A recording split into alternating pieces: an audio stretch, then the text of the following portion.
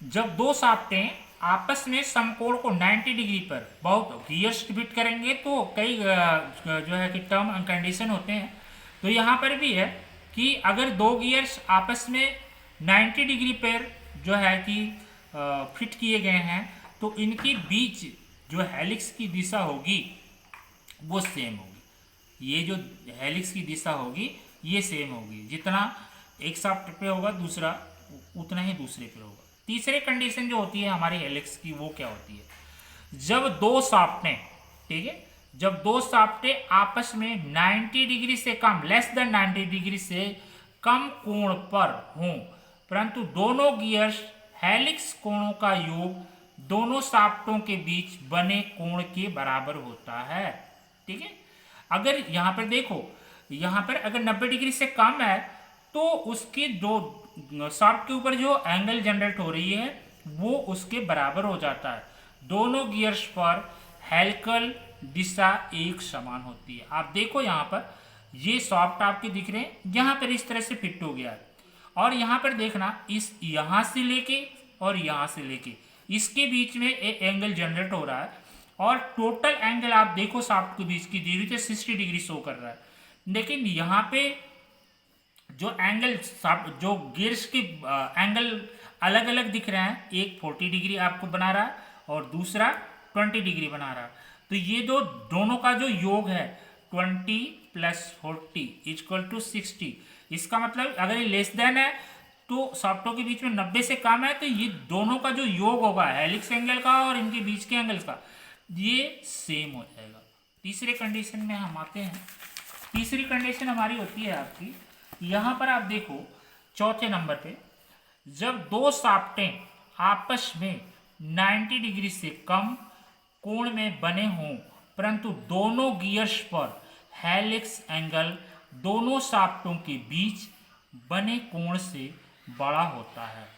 दोनों गियर्स इस प्रकार विपरीत दिशा में, मतलब ये बड़ा हो गया, ठीक है, यहाँ पर एंगल बड़ा हो गया तो यहाँ पर आपका देखना कि अर्थात इसका मतलब क्या हुआ, हेलिक्स कोणों के बीच का अंतर शाफ्ट के बीच के शाफ्टों में बने कोण के बराबर होगा।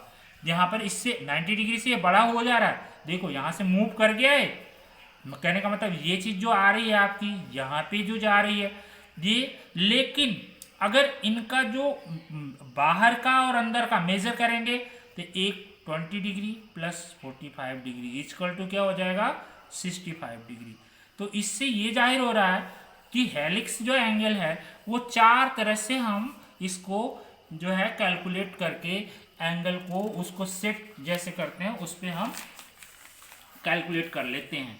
इसके बाद अब मेन पॉइंट जो हम चर्चा कर रहे थे वीडियो में, हेलिकल गियर की कटिंग कैसे हम करते हैं। हेलिकल गियर की कटिंग आपको मिलेगा, हेलिकल गियर्स के दांते की कटिंग प्रायः दो मेथड हमारे पास हैं। पहला मेथड हमारा है यूनिवर्सल मिलिंग मशीन, ठीक है। यूनिवर्सल मिलिंग मशीन से हम क्या करते हैं, देखो यहाँ पर यूनिवर्सल मिलिंग मशीन के द्वारा हम अगर हेलिकल गियर को काटना है तो दांतों की कटिंग करने के लिए मशीन के टेबल को सही कोण में सेट करके कार्य को मैंडल, अब देखो यहाँ पर कार्य को मैंडल और डिवाइडिंग हेड की सहायता से टेबल पर बांध दिया जाता है। देखो यहाँ पर क्या होता है, यहाँ पर इस तरह से एक क्या बनता है, ये टेबल है हमारा और टेबल के ऊपर यहाँ पर हम क्या करते हैं, ये डिवाइडिंग हेड बना देते हैं। डिवाइडिंग हेड इधर पर आपका एक सेंटर लगा देते हैं, इनके बीच में हमारा एक ब्लैंक लगा होता है, ठीक है, एक गियर ब्लैंक लगा होगा और इस डिवाइडिंग हेड पर हम क्या करते हैं कि इसको एसेसरीज के थ्रू इसका जो टेबल का जो लीड स्क्रू होता है उससे हम कनेक्ट कर देते हैं।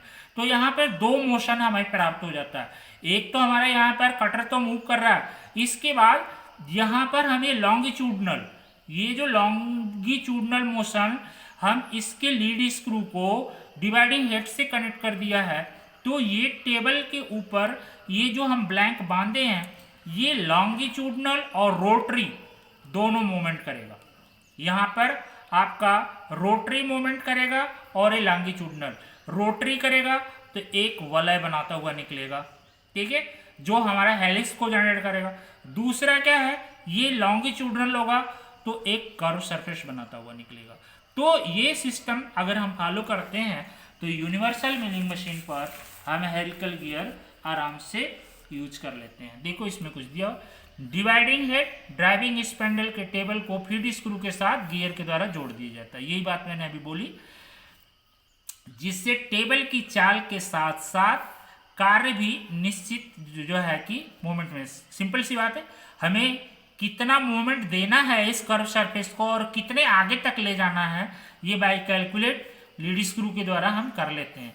और दी हुई लीड स्क्रू ग्रू काटा जाता है। तो कहने का मतलब ये है कि हेलिकल गियर्स हम इसके ऊपर आराम से काट लेते हैं। इसके बाद ये तो हमारा जो है कि पहला मेथड था बाय यूनिवर्सल मिलिंग मशीन, और दूसरा जो मेथड हमारा है होबिंग, ठीक है, बाय होबिंग द्वारा। ये मास प्रोडक्शन के लिए हम यूज करते हैं। इस विधि के द्वारा हेलिकल गियर के दांते उस जो है कि प्रिसीजन में काटा जा सकता है, क्योंकि इसमें क्या होता है कि इसमें सारी चीज़ें प्रॉपर इसी काम के लिए जो है कि यूज की जाती हैं। तो इसकी जो एक्यूरेसी है मशीन की गियर काटने की बढ़ जाती है।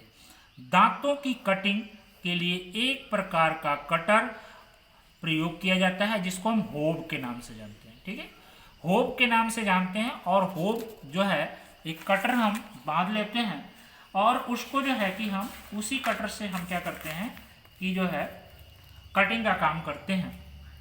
यहाँ पर इस मशीन पर निश्चित हेलिक्स एंगल में सेट करके जाब को मशीनिंग करके मशीन को चला दिया जाता है।